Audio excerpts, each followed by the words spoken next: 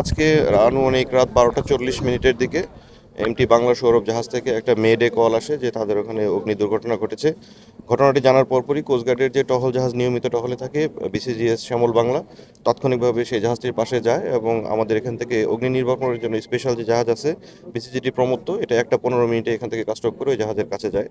ওখানে সর্বমোট ক্রু সংখ্যা ছিল প্রায় 48 জন। আমাদের জাহাজটি যখন এখান থেকে ডিপ্লয় হয়েছে আমাদের বিসিজিটি প্রমত্ত যাওয়ার পরে পরবর্তীতে ওখানে কোস্টগার্ডের এবং কোস্টগার্ডের পাশাপাশি বাংলাদেশ নৌবাহিনীর টাগবোট এবং পোর্টের টাগবোটও তাদের ওখানে গিয়েছে এবং সকলের সম্মিলিত প্রচেষ্টায় আনুমানিক রাত 2টা 35 মিনিটে আগুন নিয়ন্ত্রণে আসে।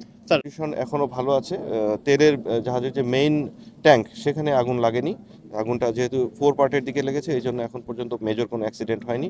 এখন পর্যন্ত আগুন নিয়ন্ত্রণে আছে এবং এটার কন্ডিশন ভালো। স্যার 11,700 মেট্রিক টন তেল আছে বলছিল, যে 600 বা 700 হতে পারে, আমাদের হতে পারে।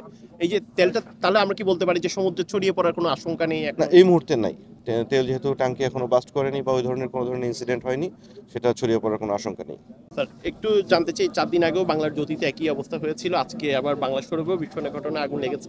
কি কারণে লেগেছে কি স্যার কোনো কিছু আইডেন্টিফাই করা গেছে? না, এটার কোনো কারণ এখন পর্যন্ত জানা যায়নি কেন এখানে আগুন লেগেছে, বা এটা একটা দুর্ঘটনা হতে পারে বা অন্য যে কোনো কিছু হতে পারে। আমরা এটা অনুসন্ধান না করে বলতে পারবো না কি কারণে এই ধরনের আগুন লেগেছে। যখন আওয়াজ হয়েছে ধারাম করে, আওয়াজ হওয়ার সাথে সাথে আমি ওই জায়গায় যাই, দেখি স্পটে 3-4টা প্লেট উল্টে যাই। ওখান থেকে মানে আগুনের ফুলকি প্লেট ট্যাঙ্কির ওখানে যেখানে তেল থাকে ওই জায়গায় আগুন লাগছে। কোস্টগার্ডের একটা বুট যাই আমাদের উদ্ধার করার জন্য ওই জায়গায় চলে যাই। তখন আমরা ওই কোস্টগার্ডের বুটে আমরা 20 জন উঠতে সক্ষম হই এবং ওই সময়ে আরও কিছু কিছু লোক তারা ওই যে কোস্টগার্ড আসার আগে তারা ওই পানিতে ঝাঁপ দিয়েছেন। যাই হোক, পরে কোস্টগার্ড সদস্যগুলো তাদেরকে উদ্ধার করে নিরাপদে চলে নিয়ে আসছেন এই পর্যন্ত আর কি।